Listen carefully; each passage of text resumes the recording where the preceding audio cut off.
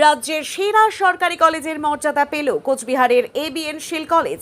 আবার মাথা তুলে দাঁড়ালো এই কলেজ, মুকুটে জুড়ল নয়া পালক। National assessment and accreditation council তাদের রিপোর্টে জানিয়েছে, পশ্চিমবঙ্গের সরকারি কলেজগুলোর মধ্যে শীর্ষে রয়েছে উত্তরবঙ্গের এই কলেজ। অবিভক্ত বাংলায় উত্তরের প্রেসিডেন্সি হিসেবে পরিচিত ছিল এই কলেজ।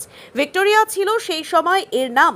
কলেজের প্রথম ভারতীয় অধ্যক্ষ হিসেবে এসেছিলেন বিশ্ববিখ্যাত দার্শনিক ব্রজেন্দ্রনাথ শীল। পরবর্তীকালে তার নামেই কলেজের নামকরণ করা হয়।